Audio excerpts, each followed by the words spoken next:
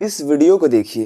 हम 3 भाई मिलकर एक रोटी खाए और तुम 2 भाई मिलकर पूरा मुल्क खाओ। क्यों? तेरे बाप का मुल्क है। वाह शाबाश रे वाह। इस वीडियो में ये बच्चा फॉर्मल पाकिस्तान के प्राइम मिनिस्टर शहबाज शरीफ के बारे में कुछ कह रहा है, जहां पर प्राइम मिनिस्टर के अगेंस्ट प्रोटेस्ट चल रहा होता है। आज पाकिस्तान में कुछ ऐसे ही हालत हो गए हैं जहां इन्फ्लेशन यानी महंगाई काफी ज्यादा बढ़ गई है। पाकिस्तान दूसरे देशों से आज लोन लेने के लिए हाथ फैला रहा है, पर एक समय ऐसा था जब पाकिस्तान की जीडीपी ग्रोथ रेट इंडिया से बहुत अच्छी थी। पर फिर ऐसा क्या हुआ कि ये देश दिवालिया होने के कगार पर है। कुछ ऐसा कहें कि अगर ऐसे ही चलता रहा तो पाकिस्तान जल्द ही अगला श्रीलंका बन सकता है। तो इस वीडियो में हम जानेंगे पाकिस्तान के इकोनॉमिक क्राइसिस के बारे में, और ये भी जानेंगे कि पाकिस्तान की इकोनॉमी कुछ हद तक क्यों गधों यानी डंकी पर डिपेंड करता है। 14 अगस्त 1947 में वो दिन था जब पाकिस्तान आजाद हुआ, और वहां से लेकर अब तक जो भी पाकिस्तान का पीएम बना वो अपना 5 साल का कार्यकाल नहीं पूरा कर पाया है। ये एक बड़ी वजह है पाकिस्तान के अर्थव्यवस्था के गिरने की, क्योंकि जब तक किसी भी योजना को इम्प्लीमेंट करना होता था तब तक वहां पर सरकार ही बदल जाती थी। नई सरकार अपने हिसाब से काम करने लगती और वो योजना शुरू होने से पहले ही खत्म हो जाती। ठीक ऐसा ही होता था। नई सरकार पुरानी सरकार की गलतियां सुधारने की कोशिश करती थी, और जब उस पार्टी के काम करने का टाइम आता था तब तक तो सरकार ही गिर जाती थी। अब इस चीज से पाकिस्तान को क्या नुकसान हुआ वो समझने की कोशिश करते हैं। कोई भी कंपनी स्टार्टिंग से पाकिस्तान में कंपनी लगाने से डरती रही है, क्योंकि मान लीजिए अगर किसी कंपनी ने वहां की सरकार से 10% टैक्स पर डील फिक्स की हो और उसके तुरंत बाद अगर सरकार गिर जाती है तो जो वहां पर अगली सरकार होगी वो कंपनी से 50% टैक्स मांग सकती है और पूरी इकोनॉमी भी बदल सकती है। ये डर कंपनियों को हमेशा से लगा रहता है। इससे पाकिस्तान के पास स्किल्ड लेबर हो या फिर न हो, लेकिन कंपनियां यहाँ आने से बचती रही हैं। पाकिस्तान शुरू से ही पीओके को लेकर इंडिया से कई बार वॉर हो चुका है, जिसमें हमेशा पाकिस्तान को हार का सामना करना पड़ा है। इन सभी वॉर्स ने पाकिस्तान के इकोनॉमी को झकझोर कर रख दिया, क्योंकि आप जानते ही हैं कि अगर किसी कंट्री में वॉर होता है कितना ज्यादा इकोनॉमी पर असर देखने को मिलता है उस कंट्री को। आप रशिया का एग्जांपल ले लीजिए। बट एक समय ऐसा भी था जब पाकिस्तान इंडिया से भी ज्यादा ग्रो कर रहा था। ये समय था 1958 का,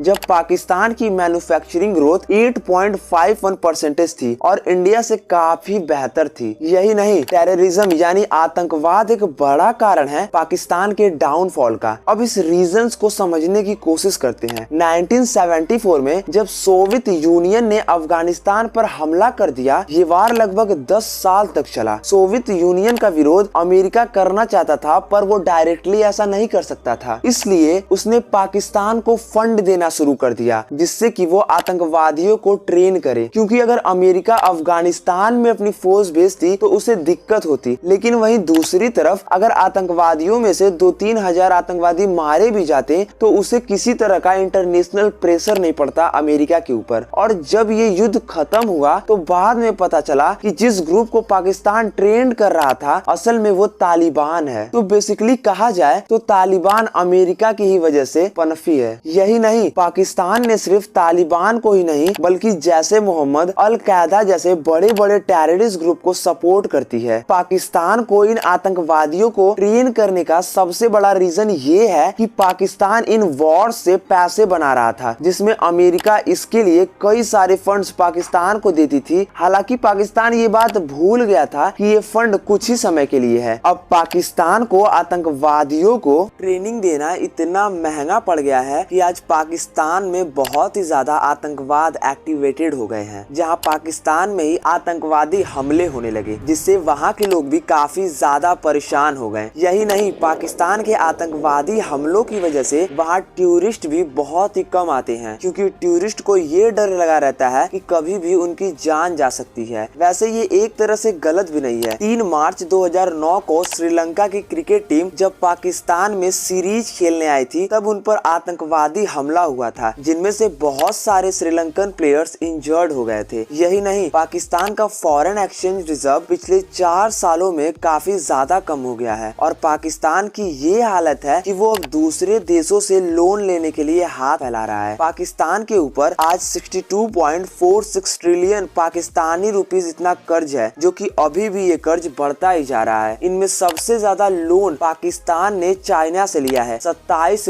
बिलियन डॉलर का। पाकिस्तान में आज महंगाई काफी ज्यादा बढ़ गई है और रोजगार के लिए लोग तरस रहे हैं। यहाँ पर महंगाई का अंदाजा आप इसी बात से लगा सकते हैं कि वहाँ के प्लानिंग मिनिस्टर अहसान इकबाल ने एक बयान जारी किया था कुछ महीनों पहले कि हम चाय की एक एक प्याली दो प्यालियां कम कर दें, क्योंकि जो चाय हम इंपोर्ट करते हैं वो भी हम उधार लेकर इंपोर्ट करते हैं, जिसमें वो बेसिकली लोगों से रिक्वेस्ट कर रहे हैं कि वो 1-2 कप चाय कम पिए, जिससे आयात पर होने वाली विदेशी मुद्रा कम खर्च होंगी। पाकिस्तान गवर्नमेंट सिर्फ कश्मीर का ही मुद्दा बनाए हुए है। पाकिस्तान में आतंकवाद और राजनीति में लगातार हो रहे उलटफेर की वजह से पाकिस्तान आज यहाँ है। आज इंटरनेशनल लेवल पर पाकिस्तान की पहचान एक आतंकवाद देश के रूप में है। पाकिस्तान में ट्रेंड किए हुए आतंकवाद आज पाकिस्तान पर ही भारी पड़ रहे हैं। वैसे आप लोगों को शायद पता ना हो, पर पाकिस्तान आज के टाइम गधों का एक्सपोर्ट कर रहा है चाइना को। पाकिस्तान आज वर्ल्ड की 3rd लार्जेस्ट पॉपुलेशन है डंकीज की, अप्रोक्स 5.7 मिलियन यानी 97 लाख डंकी। और चाइना भी काफी ज्यादा इंटरेस्टेड है इन डंकीज को खरीदने में। एक्चुअली चाइनीज लोग मानते हैं कि डंकीज के स्किन में एक ऐसा इंग्रेडिएंट मिला होता है जो दवा बनाने में काम आता है, जिससे कि ब्लड सर्कुलेशन और रिप्रोडक्टिव इश्यूज सही होता है। वैसे एक और सोर्स ऑफ इनकम है पाकिस्तान के पास। दुनिया में अगर सबसे ज्यादा कहीं फुटबॉल बनाए जाते हैं तो वो पाकिस्तान है। लगभग हर साल 40 मिलियन फुटबॉल बनाए जाते हैं, जो कि वहाँ की इकोनॉमी में काफी ज्यादा सपोर्ट करती है। यही नहीं, कतर में होने वाले वर्ल्ड कप में भी जो फुटबॉल यूज होगा वो भी पाकिस्तान में ही बना हुआ है। लगभग 70% फुटबॉल पूरी दुनिया में पाकिस्तान एक्सपोर्ट करती है। अब इंडिया की बात करें, वहीं इंडिया फुटबॉल एक्सपोर्ट करने के लिस्ट में तीसरे नंबर पर आती है और चाइना दूसरे नंबर पर आता है। अब बात चाहे कुछ भी हो, लेकिन पाकिस्तान के लिए गधे और फुटबॉल एक्सपोर्ट करने से काम नहीं बनने वाला है। तो ये कुछ रीजंस थे कि क्यों पाकिस्तान की इकोनॉमी लगातार डाउनफॉल की तरफ बढ़ रही है। होप वीडियो पसंद आई होगी तो वीडियो को लाइक कर दीजिए।